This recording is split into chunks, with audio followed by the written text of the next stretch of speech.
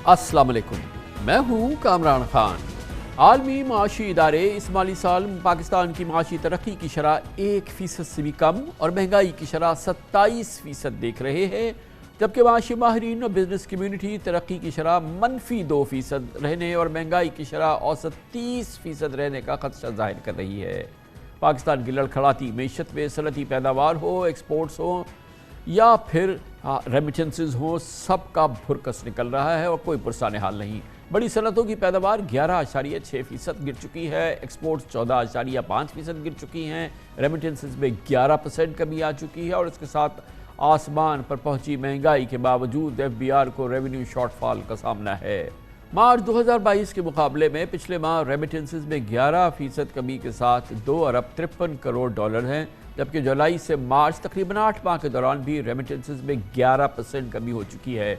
इसके अलावा बरामदात में एक्सपोर्ट्स में 14% कमी आई पिछले साल मार्च के मुकाबले में। इस साल मार्च में एक्सपोर्ट्स का हुजूम 14.5% कमी के बाद $2 अरब 37 करोड़ रह गया है, जबकि इस माली साल के 9 माह के दौरान बरामदात में मजमूई तौर पर हमारी एक्सपोर्ट्स में 10% कमी आई है और इसका हजम $21 अरब रहा है, जबकि माली साल का मजमूई हदफ $35 अरब है। इसी के साथ लार्ज स्केल मैन्युफैक्चरिंग यानी कि सनती शोबे की तरक्की, उसका शोबा भी मुसलसल 6 महीने से तनज़्ज़ुली का शिकार है। पिछले साल के मुकाबले में फरवरी में बड़ी सनतों की पैदावार 11.6% गिर गई है, यानी कि बड़ी सनतें जो हैं उनकी प्रोडक्शन मुसलसल गिर रही है, जबकि इस माली साल जुलाई से फरवरी के दौरान बड़ी सनतों की पैदावार में 5.6% कमी आ चुकी है। सिर्फ फरवरी में ऑटो सेक्टर में 64% कमी आई, कंप्यूटर एंड इलेक्ट्रॉनिक्स में 39% कम हो गया, फार्मा के शोबे में 25% कमी आ गई है, टेक्सटाइल इंडस्ट्री में 20% कमी आ चुकी है। इसके अलावा फार्मा की पैदावार में 25% कमी आई है, जबकि लोहे और स्टील की पैदावार में 9% कमी आई है। खाद के फर्टिलाइज़र में भी 25% कमी आ चुकी है। IMF अपनी रिपोर्ट में कहता है कि माली साल 2023 के लिए पाकिस्तान की मजमूई कौमी पैदावार सिर्फ 0.5% रहेगी, जबकि आलमी बैंक कहता है कि ये 0.4% रहेगी। एशियाई डेवलपमेंट बैंक कहता है कि 0.6% रहेगी। कोई 0% से ज़्यादा की बात नहीं कर रहा, जिससे अगले साल यकीनन बेरोज़गारी में बड़े पैमाने पर इजाफे का खदशा है। शरह नमू इस साल मनफी होने के इम्कान हो चुके। दूसरी तरफ अफरात ज़र में अगर IMF का प्रोग्राम आगे बढ़ता है, खतरा है कि ये 35% तक पहुंचेगा, तो ये पाकिस्तान की तारीख का सबसे खराब वक्त होगा। हम जिसे कहते हैं टैगफ्लेशन, ये सबसे बुरा टैगफ्लेशन होगा हमारे तारीख का। इसके नतीजे में क्या होगा? नतीजे में ये होगा, खुदा न खास्ता मुझे अफसोस से कहना पड़ता है कि तकरीबन 15 लाख और हमारे वर्कर्स बेरोजगार हो जाएंगे, खुदा न खास्ता। और दूसरी तरफ जो हमारे लोग जो गुर्बत के लकीर के नीचे और चले जाएंगे, वो तकरीबन 2 करोड़ और लोग। ये बहुत ही बड़ा सेटबैक, बहुत ही परेशान कुन सिनेरियो बनता जा रहा है। दूसरी जानिब FBR की टैक्स आमदन में भी कमी नुमाया है और FBR को मार्च 2023 के दौरान 64 अरब रुपए रेवेन्यू शॉर्टफॉल का सामना है। मार्च में FBR के टैक्सेस 663 अरब रुपए रहे, जबकि टारगेट 727 अरब रुपए था। इस माली साल के 3 क्वार्टर्स यानी जुलाई से मार्च तक FBR ने 5,156 अरब रुपए का टैक्स जमा किया और अब साल के मजमूई 7,641 अरब रुपए टारगेट के हुसूल के लिए अगले 3 माह में FBR को 2,484 अरब रुपए जमा करने हैं, जो कि एक अपहिल टास्क होगा। बहुत बड़ा चैलेंज है, चैलेंजिंग ज़माना है। इस पर बात करते हैं, हमें ज्वाइन करें जनाब Mohammad Suhail, chief executive officer top line securities. बहुत बहुत शुक्रिया सुहेल साहब। ये बताइएगा कि ये जो हमारी इंडस्ट्रियल पैदावार जो है, प्रोडक्शन जो है, वो गिरी है और काफ़ी सिग्निफिकेंट गिर रही है। लार्ज स्केल मैन्युफैक्चर यानी हमारी बड़ी सनतें जो हैं वो एक बुहरान का सा शिकार है। क्या बड़ी वजूहात हैं इसकी? बिस्मिल्लाहिर्रहमानिर्रहीम। लेकिन जो लार्ज स्केल मैन्युफैक्चरिंग के जो फरवरी के नंबर आए हैं, उसमें पाकिस्तान के जो 8 माह की लार्ज स्केल प्रोडक्शन है, वो उसमें कोई 5.5% की गिरावट आई है। उसमें सबसे बड़ी वजह यह है कि हमने पाकिस्तान में देखा है कि इकोनॉमिक बूम बस्ट का साइकिल चलता है। 1.5 साल पहले जब यूक्रेन की वॉर शुरू हुई اور پاکستان کے IMF سے تعلقات خراب ہوئے تو ریزرو تیزی سے گرنا شروع ہوئے. تو اس ریزرو کو پروٹیکٹ کرنے کے لیے حکومت پاکستان نے ٹائٹ مانیٹری اور فسکل پالیسی اپنائی ہوئی ہے، جس کی وجہ سے انٹرسٹ ریٹ بہت بڑھ گئے ہیں، جس کی وجہ سے حکومت نے LCs کی اوپننگ پہ ریسٹرکشن لگائی ہوئی ہیں، جس کو ہم کیپٹل کنٹرول کہتے ہیں. تو جو انڈسٹریل سیکٹر ہے وہ اپنی پیداوار نہیں کر سک رہا ہے. ایک تو کرنسی گر گئی، دوسرا حکومت نے جو سختیاں کی ہوئی ہیں تاکہ امپورٹ کرٹیل ہو، اس کی وجہ سے فیکٹریز اپنی پروڈکشن پوری نہیں کر رہی، جس کی وجہ سے ہم نے دیکھا ہے کہ پاکستان میں لارج اسکیل مینوفیکچرنگ جو ہے وہ کافی سالوں کے بعد اس کی جو گروتھ ہے وہ تقریباً 5-5.5% نیگیٹو اچھا، ہو جو گئی اس ہے. وقت ہم رجحان دیکھ رہے ہیں اوور آل، جس کا کہ آپ نے پس منظر دیا، اس میں کوئی بہتری تو فوری آتی نظر نہیں آ رہی ہے. تو کیا یہ جو ہماری انڈسٹریل پروڈکشن ہے، لارج اسکیل جو مینوفیکچرنگ ہے خاص طور پہ ہماری، اس میں کیا مزید بھی کمی ہو سکتی ہے آنے والے مہینوں میں خدا نخواستہ؟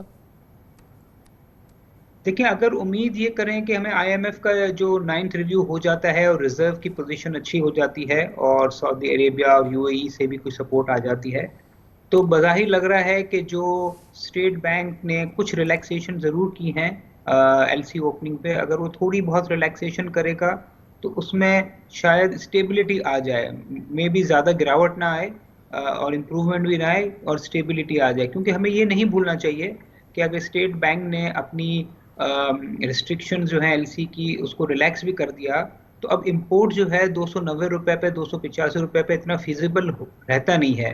تو جو حکومت نے پالیسیز اپنائی ہوئی ہیں امپورٹ کرٹیلمنٹ کی، جس کی وجہ سے کرنسی کو بھی ایڈجسٹ کیا گیا ہے، گرایا گیا ہے، تو اوور آل حالات کو دیکھتے ہوئے لگ رہا ہے کہ شاید یہ لارج اسکیل مینوفیکچرنگ کی گراوٹ کا جو ٹرینڈ ہے وہ مور اور لیس جتنا ہے اتنا ہی رہے گا، نہ اس میں کوئی بہتری آئے گی نہ اس میں کوئی مزید ابتری آئے گی. چلے پھر بھی اس میں کوئی ایک کہیں ہم دیکھ سکتے ہیں کہ شاید یہ زیادہ اس میں بڑی گراوٹ نہ ہے. اچھا، ایک اور جو بہت بڑا سورس آف کنسرن ہے وہ ہماری ایکسپورٹس جو گھٹ رہی ہیں، اور یہ بھی کوئی معمولی اس میں ہم کمی نہیں دیکھ رہے بلکہ ایک میننگ فل کمی آ رہی ہے. اس کی مین ریزنز کیا ہیں؟ جس طرح میں نے آپ کو کہا کہ جب پاکستان میں اکانومک سلو ڈاؤن کیا جاتا ہے تو ہر چیز پہ اس کا اثر آتا ہے. حکومت نے چونکہ کرنٹ اکاؤنٹ ڈیفیسٹ کو گرانے کی کوشش کی ہے تو 9 ماہ میں ہوا یہ ہے کہ جو امپورٹس ہیں وہ 25% گر گئی ہیں. اس کے نتیجے میں کچھ امپیکٹ ایکسپورٹس پر بھی آیا ہے اور ایکسپورٹس 10% گر گئی ہیں، اور حکومت کی سیونگ تقریباً کوئی 14-15 بلین ڈالر کی اس طریقے سے ہو گئی ہے. اور جس طرح میں نے آپ کو پہلے بتایا کہ چونکہ اسٹیٹ بینکس جو ہیں وہ کیپٹل کنٹرول کر رہے ہیں تو بہت سارے ایکسپورٹ سیکٹر بھی جو ہیں چونکہ ان کو بھی امپورٹ کرنا ہوتا ہے کیمیکل را مٹیریل، تو اس میں بھی دشواری پیش آ رہی ہیں. تو اس کی وجہ سے over all economic slow down, import related جو ریسٹرکشن ہیں ایکسپورٹ سیکٹر کے لیے، اس کی وجہ سے بھی ایفیکٹ آیا ہے. اور تیسرا جو تھوڑا بہت ایفیکٹ اس کا بھی آیا کہ دنیا بھر میں جو ہے وہ اکانومک سلو ڈاؤن ہے، جس کی وجہ سے ہم نے دیکھا ہے کہ بہت ساری exports specially textile exports Europe امریکہ میں بھی متاثر ہوئی ہیں. تو یہ ایک اوور آل فیکٹرز ہیں جس کی وجہ سے جو پاکستان کی 9 ماہ کی جو ایکسپورٹس ہیں وہ 10% گر گئی ہیں. مگر مارچ کا نمبر تھوڑا سا حوصلہ افزا ہے کیونکہ جب سے اسحاق ڈار صاحب نے یہ کرنسی کو فلی مارکیٹ ڈریون کیا ہے اور جنوری میں ہم نے دیکھا کہ 50 روپے کی. اب یہ پریشرز کی ہم بات کر رہے ہیں، لارج اسکیل مینوفیکچرنگ ہو گئی، ہماری انڈسٹریل پروڈکشن کم ہوئی ہے، ہماری ایکسپورٹس کم ہو رہی ہیں، اور پھر ہمارے ریمیٹنسز پہ بھی تو پریشر ہے نا، وہ بھی تو ہماری بیک بون ہے.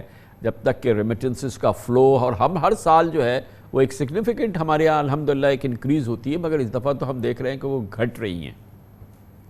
یہ بڑا انٹرسٹنگ آپ کا سوال ہے ورکرز ریمیٹنسز، کیونکہ ہم نے دیکھا ہے کہ پاکستان میں معاشی بدحالی جب بھی ہوتی ہے تو یہ ریمیٹنسز بڑی سٹکی ہوتی ہیں، مطلب اس میں زیادہ گراوٹ نہیں آتی. اور جب اکانومک سلو ڈاؤن ہوتا ہے اور ٹائٹ مانیٹری اور فسکل پالیسی حکومت اپناتی ہے تو ریمیٹنس نارمل رہتی ہے. مگر اس دفعہ ہم نے دیکھا ہے کہ ریمیٹنس میں بھی گراوٹ دیکھی گئی ہے. آلدو مارچ کا ریمیٹنس ایک اچھا فگر تھا $2.5 بلین، مگر 9 ماہ میں کوئی 10% کی گراوٹ ہوئی ہے. آئی تھنک اس کی سب سے بڑی وجہ تو یہ تھی کہ جب سے اسحاق ڈار صاحب آئے تھے کوئی 4-5 مہینے تک جو کرنسی تھی اس میں 2 ریٹس چل رہے تھے. ایک آفیشیل ریٹ جو کافی نیچے تھا 15% اور ان آفیشیل ریٹ اوپر تھا. تو بہت ساری ترسیلات زر جو ہیں ریمیٹنسز وہ ان آفیشیل چینل کی طرف ڈائیورٹ ہو گئی ہیں. بٹ ہم نے دیکھا ہے کہ جب سے ایڈجسٹمنٹ ہوئی ہے 2 مہینے سے کچھ ریمیٹنسز میں بہتری ہوئی ہے. دوسرا کچھ فیکٹر یہ بھی تھا کہ جو اکانومک سلو ڈاؤن ہے گلوبلی تو ہم نے دیکھا ہے دوسرے ممالک میں بھی کچھ ریمیٹنس پہ فرق پڑا ہے.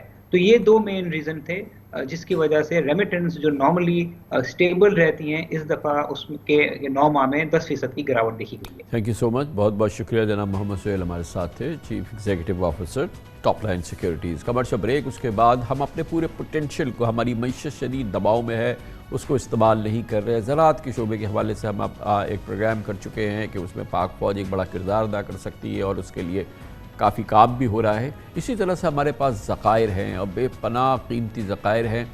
متعدد دوسرے ذخائر کے علاوہ ہمارے پاس لوہے کے لیے بہت بڑے ذخائر ہیں, خام لوہے کے, آئرن اور کے, اور مگر وہ بے فائدہ ہیں. ان کو ہم صحیح طرح سے استعمال نہیں کر سکتے کیونکہ اس کو ریفائن کرنے کی صلاحیت ہمارے پاس ہے نہیں, اور اگر وہ ہو جائے تو یہ 5-6 ارب ڈالر کی جو ہم امپورٹ کرتے ہیں اسٹیل مصنوعات کا اور لوہے سے متعلقہ مصنوعات, اس پہ ہمارا پریشر کم ہو سکتا ہے. اور یہ بہت بڑا ہمارے پاس ایک خزانہ ہے جو کہ ہم صحیح طرح سے استعمال نہیں کر رہے. اس کی تفصیلات آپ کے ساتھ شیئر کرتے ہیں چھوٹے سے وقفے کے بعد. پاکستان کی معیشت کی بدقسمتی ہے کہ یہ بڑی حد تک امپورٹ ڈیپینڈنٹ ہے, امپورٹس پر ان کا انحصار ہے. ہمارے پالیسی سازوں نے امپورٹس کے متبادل پر, امپورٹ ریپلیسمنٹ پر کبھی کام نہیں کیا. یہی وجہ ہے کہ آج ملک میں چلنے والی تقریباً تمام صنعتیں امپورٹ خام مال کی محتاج ہیں.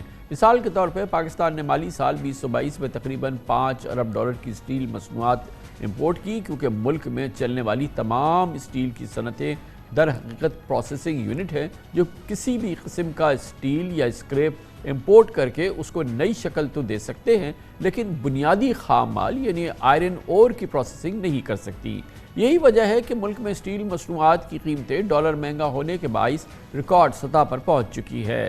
حال ہی میں سریا 3.5 لاکھ روپے فی ٹن تک پہنچ گیا, اور اگر ملک میں تعمیراتی سرگرمیاں تیز ہوں گی تو مزید لوہے اور سریے کی ضرورت پڑے گی, جس کے نتیجے میں اسٹیل کی امپورٹس میں مزید اضافہ ہوگا.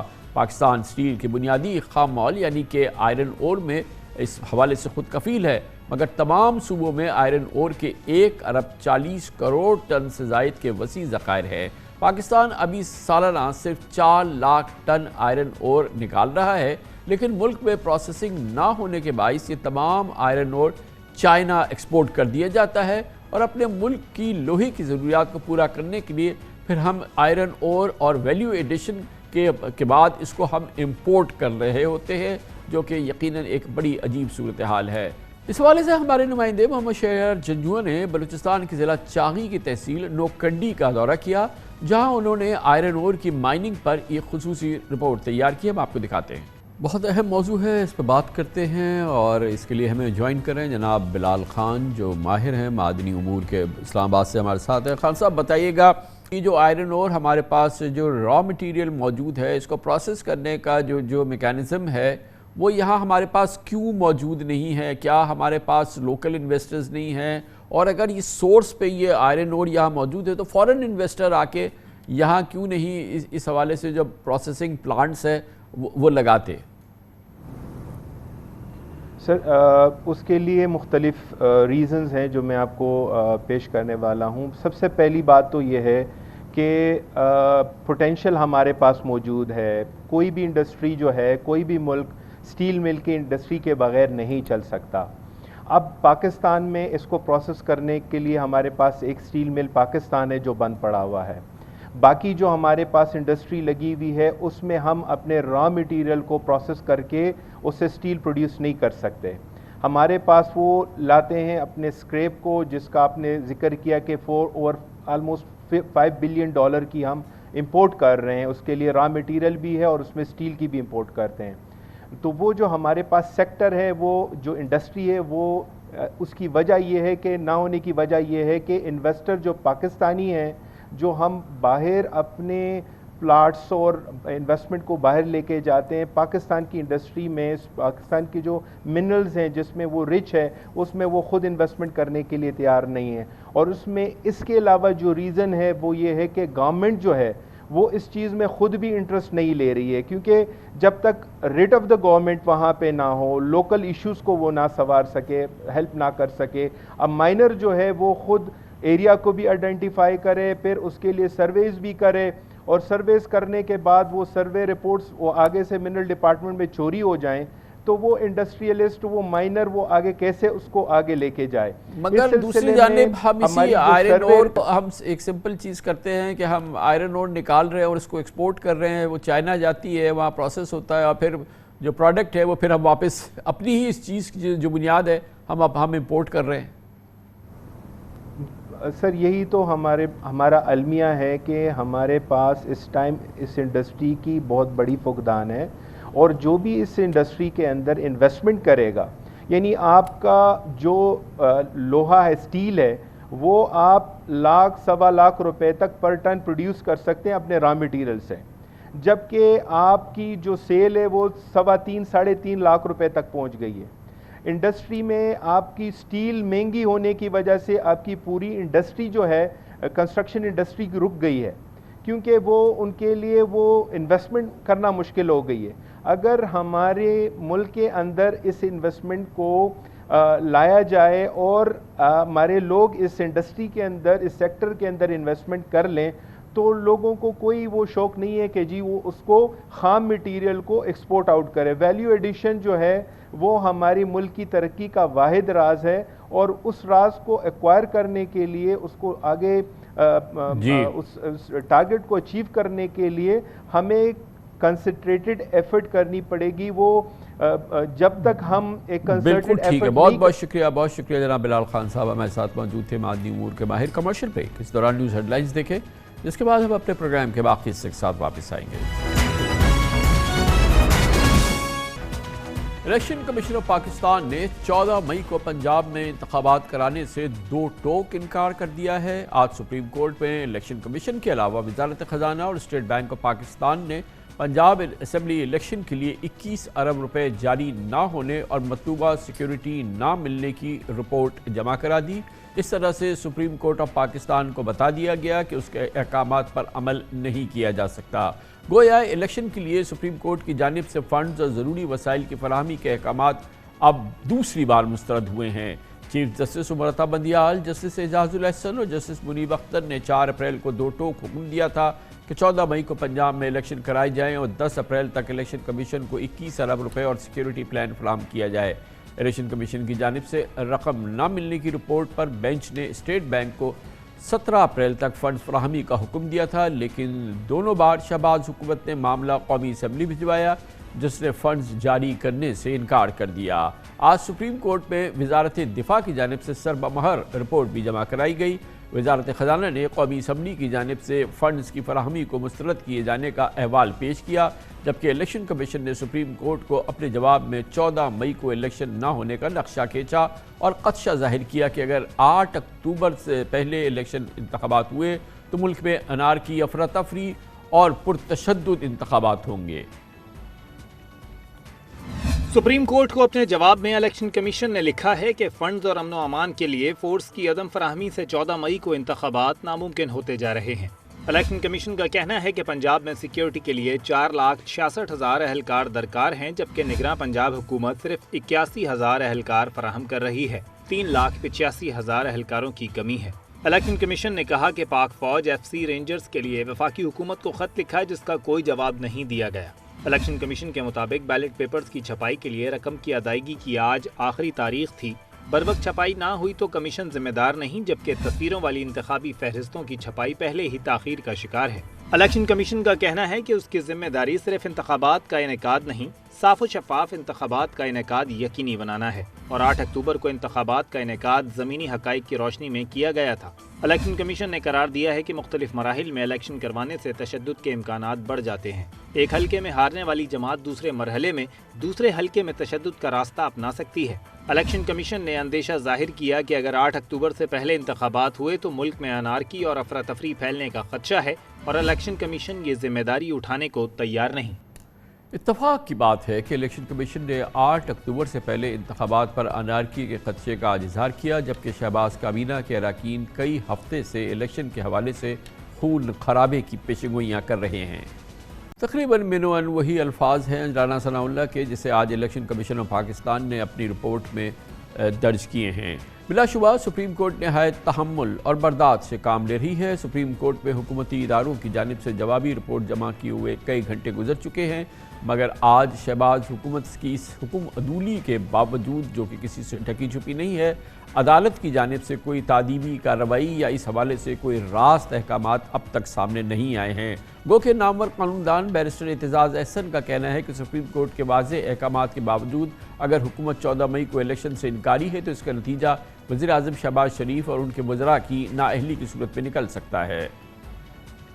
ملک میں جاری اس انتہائی ٹینس سچویشن، اس انتہائی حساس صورتحال کے پس منظر میں کل ایک انتہائی اہم پیش رفت سامنے آئی جب چیف جسٹس آف پاکستان جناب جسٹس عمر عطا بندیال سے سپریم کورٹ کے احاطے میں director general inter services intelligence lieutenant general Shahid Anjum, director general military intelligence major general Wajid Aziz اور director general military operation major general Awais Dastgir نے 3 گھنٹے ملاقات کی۔ اطلاعات کے مطابق اس موقع پر جسٹس اعجاز الاحسن، جسٹس منیب الاختر اور سیکرٹری دفاع لیفٹیننٹ جنرل ریٹائرڈ محمود الزما بھی موجود تھے۔ بہت اہم یہ بات ہے، غور طلب بات یہ ہے کہ شہباز حکومت کی جانب سے آئین اور عدالتی احکامات کی خلاف ورزی کی اطلاعات کے صورتحال میں کلیدی ملٹری لیڈرشپ کی یہ ملاقات نہ صرف یہ کہ سپریم کورٹ بلکہ چیف جسٹس عمر عطا بندیال کے فیصلہ کن منصب کی عزت اور تکریم کا مظہر بھی ہے، اور اس قسم کی ملاقات کی کم از کم پاکستان کی تاریخ میں اعلانیہ کسی اس قسم کی ملاقات کی کوئی نظیر نہیں ملتی۔ کلیدی ملٹری لیڈرشپ کی انتہائی اہم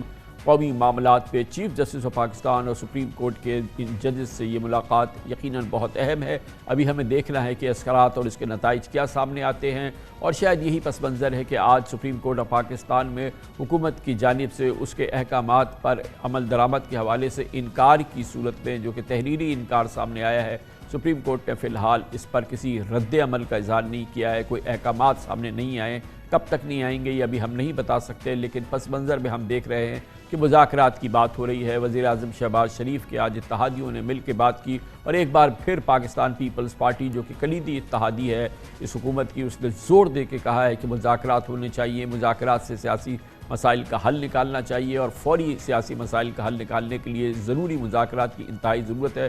بلاول بھٹو زرداری نے اطلاعات کے مطابق ایک بار پھر قومی اسمبلی کے فلور کی طرح سے اس بات کو دہرایا ہے جو ان کے علاوہ ان کے والد جناب آصف علی زرداری بھی کہہ چکے ہیں۔ اس کے نتائج کیا سامنے آئیں گے اس میں وقت لگے گا جاننے میں، لیکن اس وقت تک کی صورتحال کو ہم جانچتے ہیں۔ اس کے لیے ہم نے دعوت دی ہے، ہمارے ساتھ موجود ہیں جناب منیب فاروق، قانون دان بھی ہیں، نیوز اینکر بھی ہیں اور نیوز اینالسٹ بھی ہیں، بہت عمدہ اپنا پروگرام جو نیوز کو ہوسٹ کرتے ہیں۔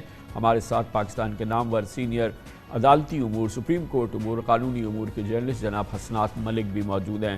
حسنات ملک صاحب، پہلے آپ بتائیے کیونکہ ہمیں اس کی خبریت جاننی ہے، کیا حالات ہیں؟ کل یہ غیر معمولی ملاقات ملٹری لیڈرشپ کی سپریم کورٹ کے چیف جسٹس صاحب سے دوسرے جج صاحبان سے ہو گئی، اس کے بعد آج کا دن بڑا اہم تھا۔ کچھ ہمیں پتہ چلا کہ اس ملاقات کے دوران کیا پیش رفت رہی ہے، اور اس کا آج جو فالو اپ آج چیزیں ہونی تھی اس حوالے سے کیا کچھ آج سپریم کورٹ پہ بات ہوتی رہی ہے؟ بہت اہم بات یہ ہے کہ آج حکومت کی جانب سے انکاری تحریری جوابات سامنے آ گئے 14 مئی کے الیکشن کے حوالے سے، لیکن سپریم کورٹ فی الحال اس پر احتیاط سے بظاہر کام لے رہی ہے، کوئی جوابی حکم سامنے نہیں آیا ہے۔ مجموعی کیفیت اگر کل سے لے کے اب تک کی آپ ہمیں بتائیں۔ جی کامران صاحب، کل کی ملاقات بہت اہم تھی، اور تقریباً یہ 3 گھنٹے ملاقات آپ کہیں، یہ ملاقات بیسیکلی نہیں، یہ بریفنگ تھی۔ اس بریفنگ جو نیشنل اسمبلی میں بریفنگ دی گئی عسکری حکام کی طرف سے، اور اسی طرح ڈیفنس سیکرٹری نے سپریم کورٹ میں بھی ریکویسٹ کی تھی کہ جو اس وقت ملک میں سیکورٹی کے حالات ہیں اس میں ہم آپ کو ان کیمرہ بریفنگ دینا چاہ رہے ہیں۔ تو عدالت نے اس وقت کہا کہ جی آپ ہمیں کلاسیفائڈ رپورٹ دیں، بعد میں ہم سمجھیں گے تو پھر آپ جو ہے وہ ہمیں جو ہے وہ آپ بریفنگ دے دیں۔ تو اب جو بتایا جا رہا ہے کہ یہ ریکویسٹ اٹارنی جنرل کی طرف سے تھی کہ جی آپ جو ہے وہ بریفنگ لیں جو حالات ہیں اس وقت سیکیورٹی کے۔ اس میں جو بتایا جا رہا ہے کہ ڈی جی ایم آئی نہیں تھے، ڈی جی ایم او تھے، اور D G I S I تھے، اور جو ہے وہ ڈیفنس سیکرٹری تھے۔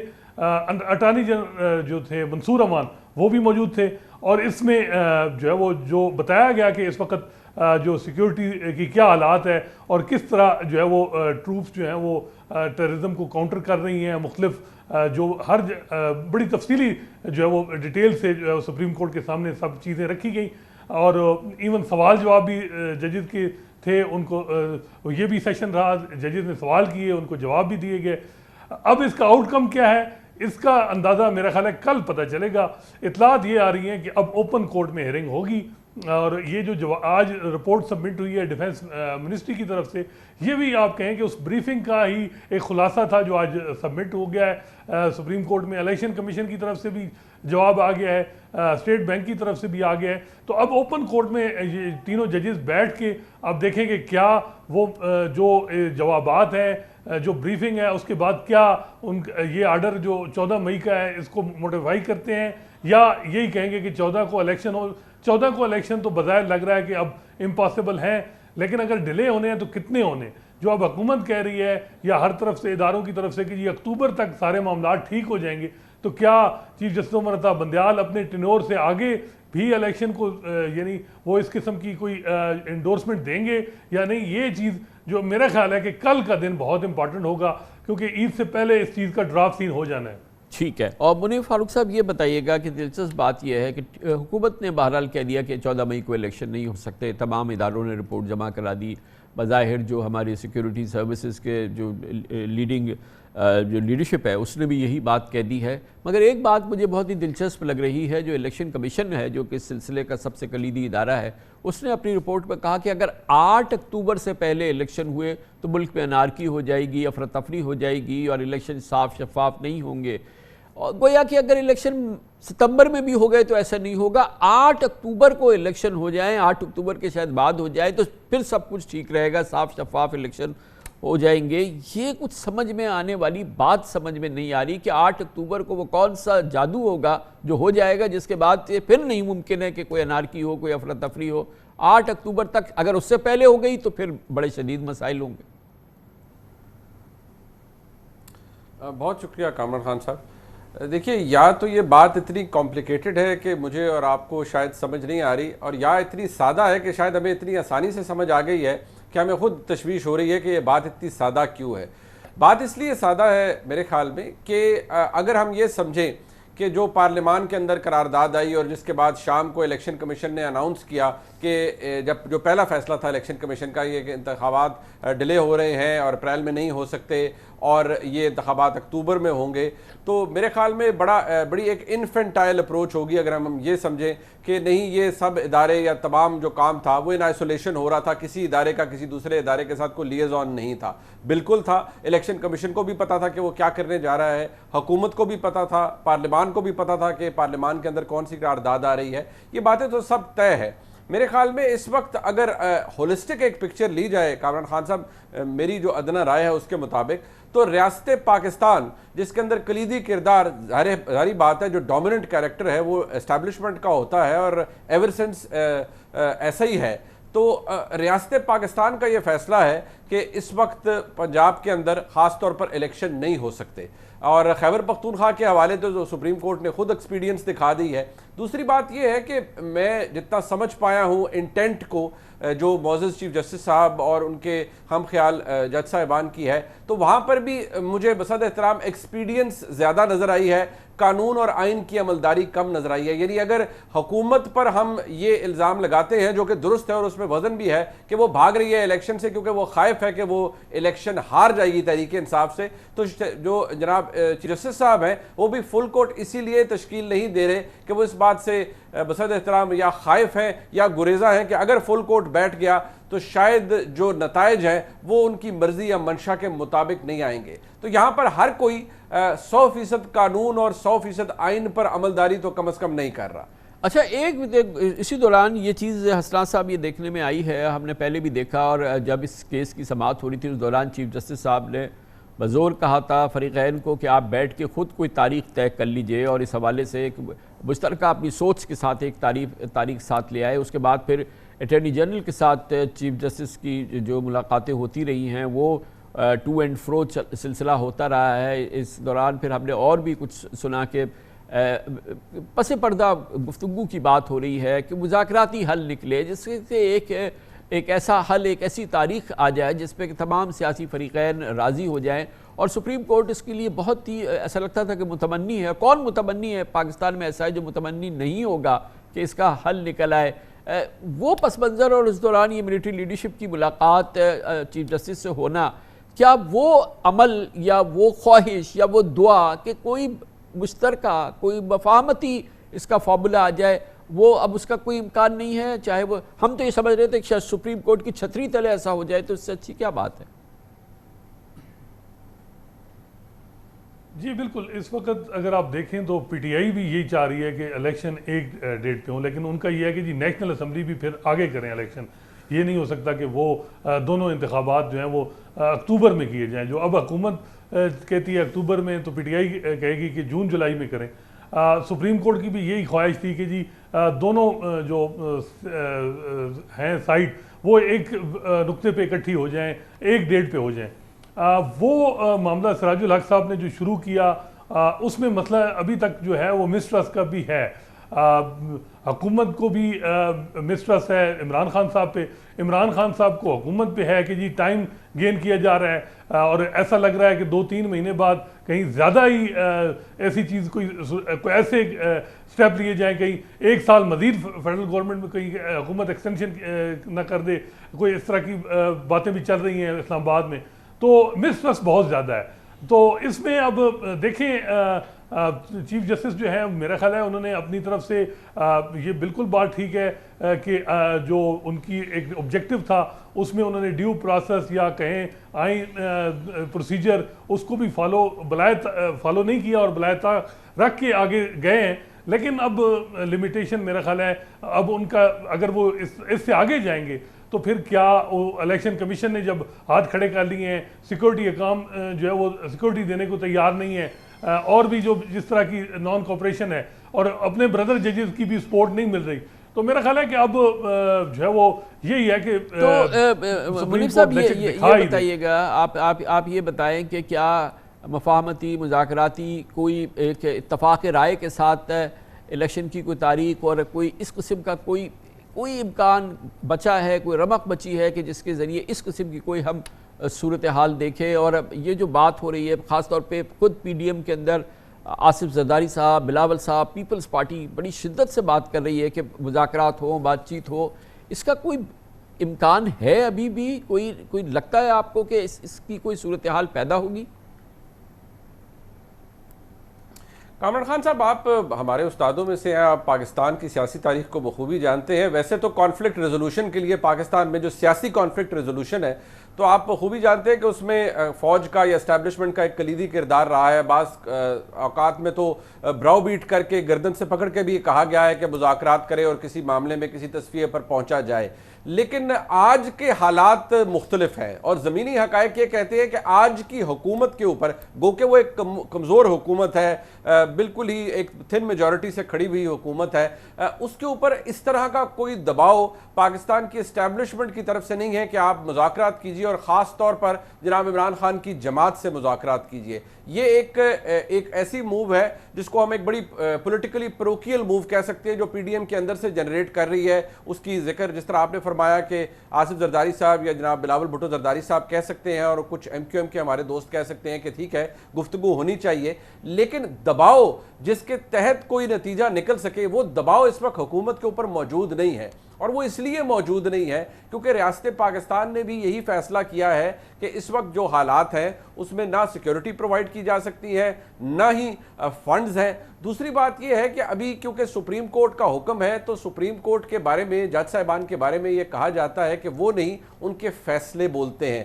لیکن وہاں پر جس ایکسپیڈینس کا میں ذکر کر رہا ہوں وہ اب کی نہیں ہے، وہ جوڈیشل اپوائنٹمنٹس کے اندر بھی ہے. اب تو اگر میں یہ بصد احترام کہہ سکوں کہ اگر گارنٹیز لے کر ملٹری اسٹیبلشمنٹ کی یا گارنٹیز دے کر آپ جونیئر ججز کو ایلیویٹ کر رہے ہیں سپریم کورٹ کے اندر، تو وہاں پھر ٹرانسپیرنسی تو نہیں ہوگی، وہاں پھر پروپرائٹری کا پرنسپل تو نہیں ہوگا کامران خان صاحب. اور دوسری بات یہ کہ میرے خیال میں آج یہ وقت ہے کہ پاکستان کی اعلیٰ عدلیہ کو سوچنا چاہیے کہ وقت آ گیا ہے کہ پاکستان میں بھی جو پولیٹیکل کویسچن ڈاکٹرن ہے اسے امپورٹ کر ہمارے ساتھ موجود تھے جناب منیف فاروق اور حسنات ملک. بہت بہت شکریہ آپ دونوں حضرات کا. اس موضوع پر اب ہم رائے، تبصرہ، تجزیہ اور اس حوالے سے جو مستند آئینی اور قانونی رائے ہو سکتی ہے وہ ہم لیں گے.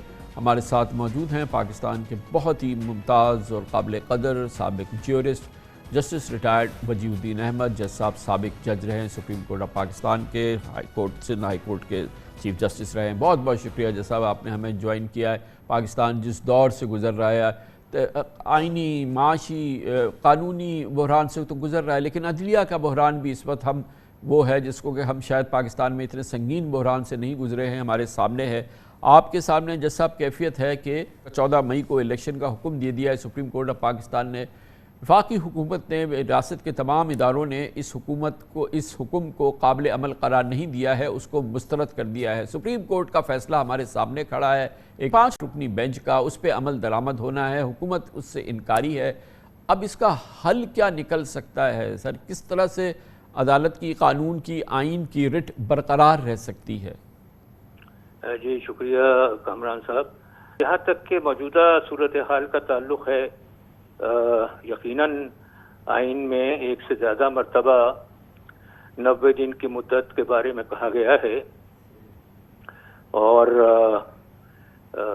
نارملی ہوتا بھی یہی ہے کہ اگر تو آٹومیٹک ریزولوشن ہو اسمبلیز کی تو 60 دن میں الیکشن ہوتا ہے، اور اگر تو اسمبلی کو ڈیزالو کیا جائے تو 90 دن کی مدت میں الیکشن ہوتا ہے. اس میں کوئی ifs اینڈ بٹس نہیں ہوتے. لیکن انفارچونیٹلی جو مختلف اکائیوں کا کردار رہا ہے تو اس میں پیش رفت نہیں ہوئی، اور سپریم کورٹ کو اس میٹر کو سو موٹو لیول کے اوپر ٹیک اپ کرنا پڑا، اور وتھ ویری گریٹ ڈیفیکلٹی وہ ایک فرم آرڈر ایشو کرنے میں کامیاب ہوئے.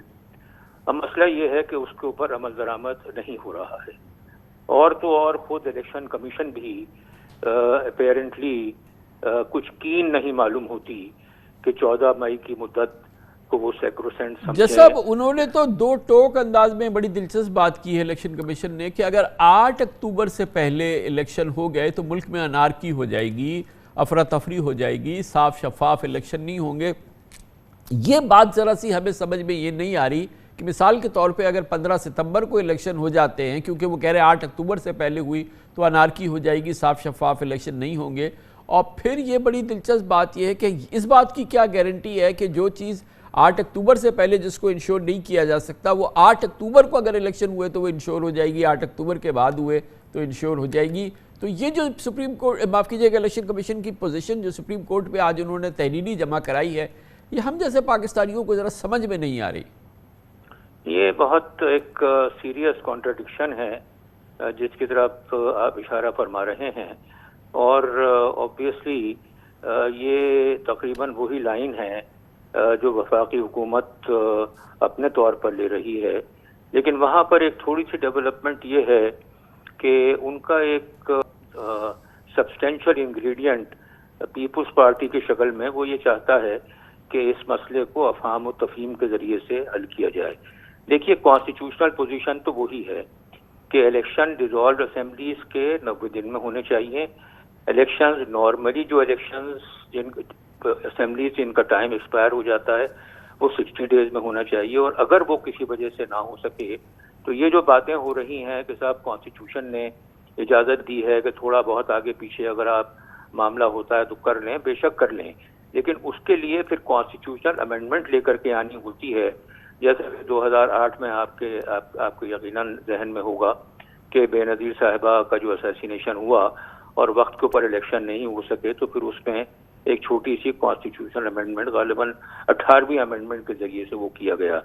تو میں یہ سمجھتا ہوں کہ اس صورتحال میں سپریم کورٹ نے ایک بہت ہی معتدل، ایک بہت ہی ماڈریٹ ایٹیٹیوڈ اڈاپٹ کیا ہوا ہے. جو لوگ ان باتوں کے لیے رسپانسبل ہیں ان کو کوئی نوٹس نہیں دیا، ان کو کسی قسم کا کوشن نہیں دیا، اور بہت ہی ڈیلیکیٹ انداز سے اس معاملے کو ٹیکل کر رہے ہیں. اب اگلا اسٹیج یہ ہے کہ اگر تو پولیٹیکل لیول کے اوپر یہ معاملات ڈیل کیے جا رہے ہیں، جیسے سراج الحق صاحب کا بھی رول ہے، پیپلز پارٹی تو بے شک پی ڈی ایم کی الائی نہ صحیح لیکن ان کی وجہ سے ان کی حکومت قائم ہے، تو اگر تو یہ سارے جو ہیں یہ ایکٹیویٹ ہو جاتے ہیں اور کوئی ایک کنسنسس ڈیٹ نکلتی ہے، بے شک وہ 8 اکتوبر ہی ہو، میں کہتا ہوں، تو بجائے اس کے کہ ایگریمنی ہو، بجائے اس کے کہ جھگڑے فساد ہوں، اگر تو کوئی ایک یکسوئی کے ساتھ کسی ایک ڈیٹ کے اوپر ایگریمنٹ ہو جاتا ہے تو سپریم کورٹ میں نہیں سمجھتا کہ ایورس ہوگا اس ڈیٹ کو ایکسپٹ کرنے کے لیے۔ لیکن جیسا یہ فرمائیے گا کہ اگر ایسا نہیں ہوتا اور ہوا وہ ہے جو ہو گیا ہے، وہ یہ کہ سپریم کورٹ کا حکم جو کہ اسٹیٹ بینک کو ڈائریکٹ کیا گیا تھا اس نے مسترد کر دیا ہے، وزارت خزانہ نے 2 ٹوک مسترد کر دیا ہے، اور اب الیکشن کمیشن نے بھی کہہ دیا ہے کہ الیکشن ہم نہیں کرا سکتے آج۔ اب سپریم کورٹ کے پاس کیا آپشن رہ گیا ہے اپنی ریٹ کو اسٹیبلش کرنے کے لیے، اپنے حکم پر عمل درآمد کرنے کے لیے؟ کیونکہ آپ نے اسپیسیفک کوشچن پوچھ لیا ہے تو میں اس کا 2 ٹوک جواب بھی آپ کو دے دوں۔ سب سے پہلی چیز جو ہے وہ یہ ہے کہ پوری پارلیمان کے خلاف پروسیڈ کرنے کی کوئی ضرورت نہیں ہے، وہاں پر جو چیدہ افراد ہیں ان کو کنٹیمپٹ نوٹسز جاری کرنا بہت کافی ہوگا۔ دوسری چیز جو ہے وہ یہ ہے کہ جو پی ٹی آئی کے ریپرزنٹیٹیوز جنہوں نے نیشنل اسمبلی سے استعفے دیے تھے، جن کے بارے میں کبھی یہ ہوا کہ استعفے ویلڈ نہیں ہیں، کبھی یہ ہوا کہ ویلڈ ہو گئے، اب وہ خود کہتے ہیں کہ ویلڈ نہیں تھے، تو ان کو دوبارہ اسمبلی میں جانا نہیں دیا جا رہا، لیکن وہ عدالتوں میں گئے ہوئے ہیں۔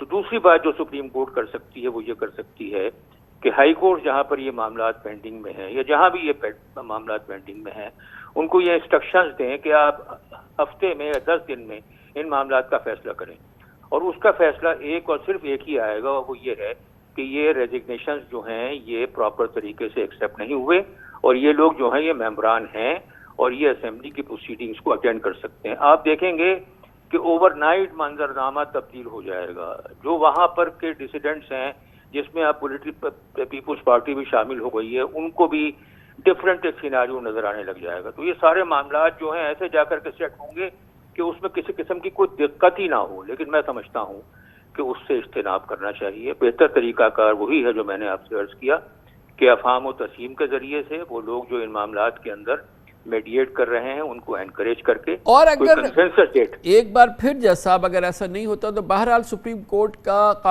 حکم، سپریم کورٹ کا فیصلہ، سپریم کورٹ کی ریٹ، سپریم کورٹ کا تمام جو ظاہر ہے کہ اس کا مقام ہے، اس کو پھر انفورس کرنا تو ضروری ہے نا، اس کی ساکھ برقرار رہے، یہ کتنا ضروری ہے، اور پھر وہ لازم ہے سپریم کورٹ پہ کہ وہ اس کو انشور کرے۔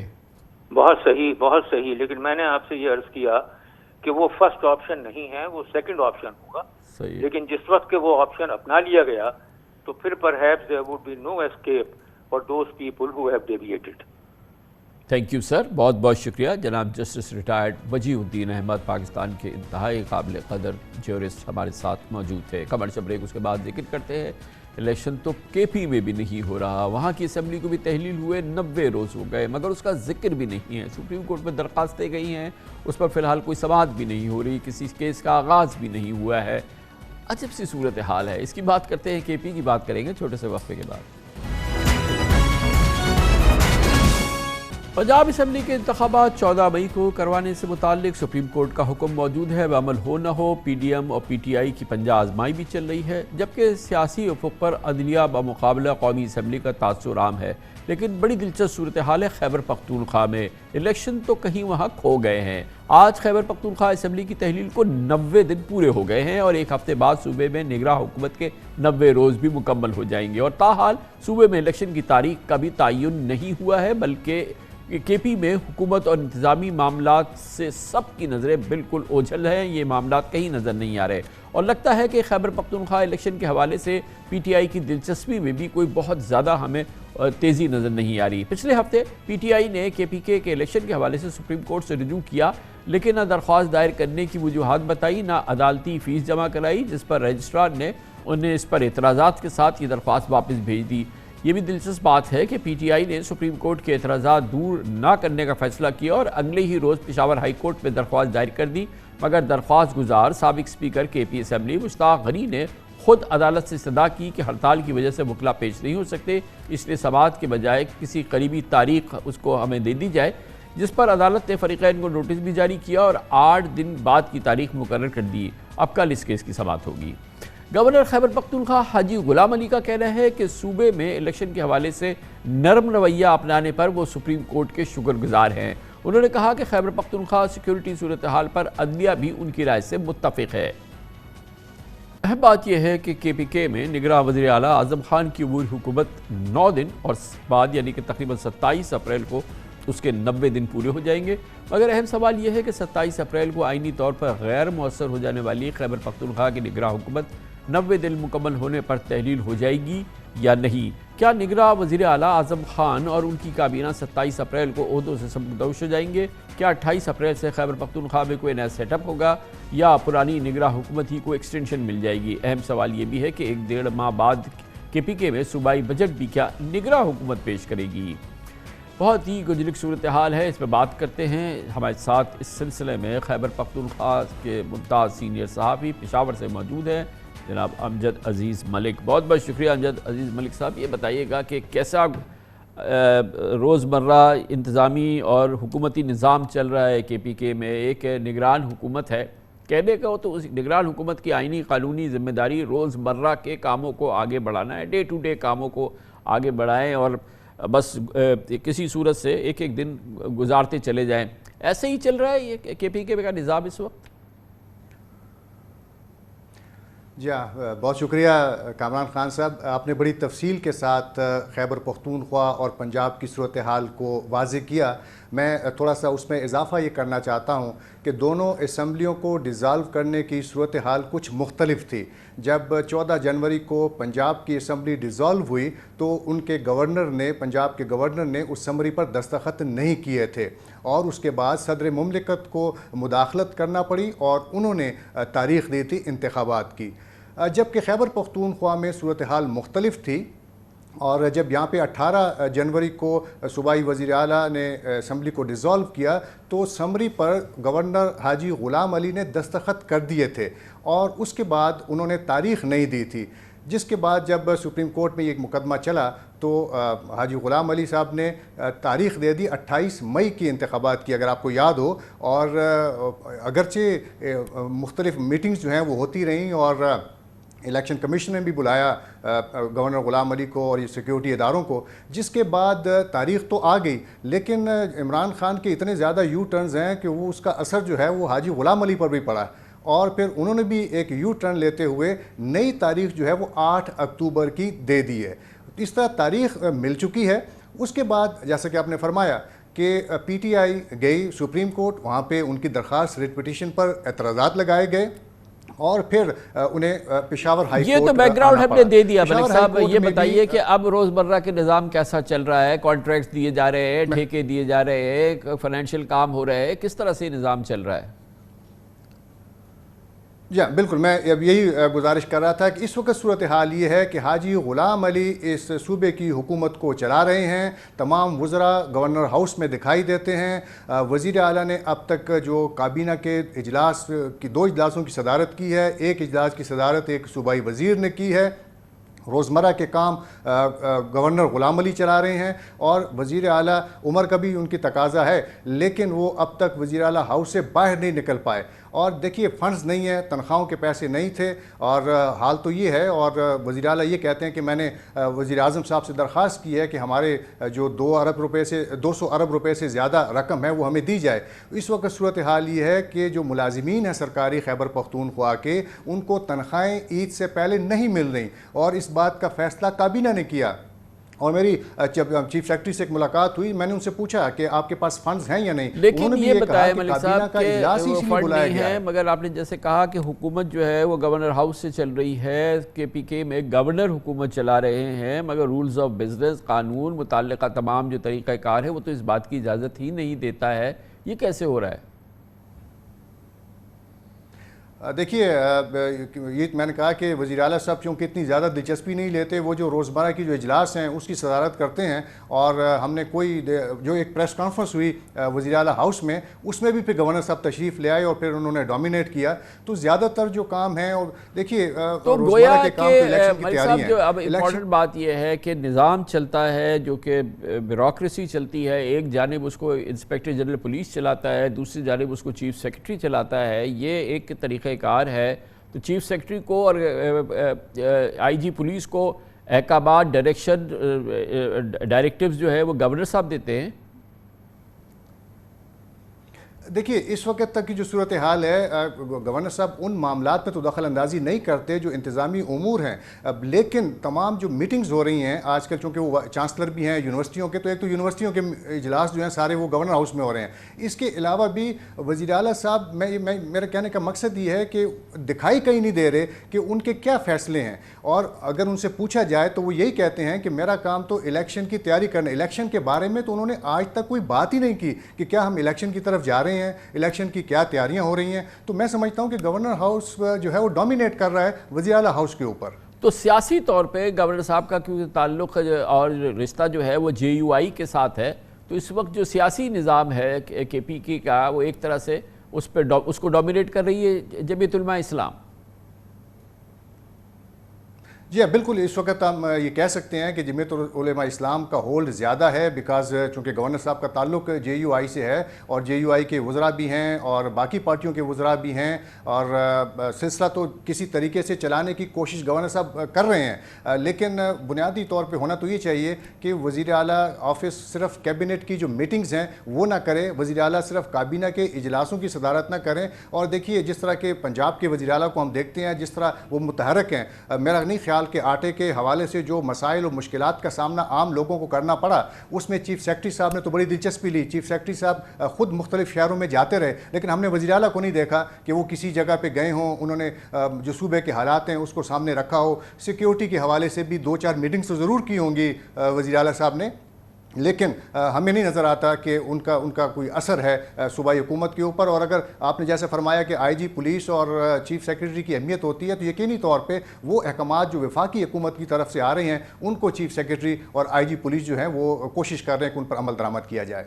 थैंक यू सो मच, बहुत बहुत शुक्रिया। अमजद अजीज़ मलिक साहब हमारे साथ पेशावर से मौजूद थे। KPK की जब सूरत हाल है उस पर रोशनी डाल रहे थे। इसके साथ ही हमारे आज के प्रोग्राम का ख़िताम होता है। कल आपसे फिर मुलाकात होगी इंशाअल्लाह। कल तक के लिए कामरान खान को इजाज़त। अल्लाह हाफ़िज़ व नासिर।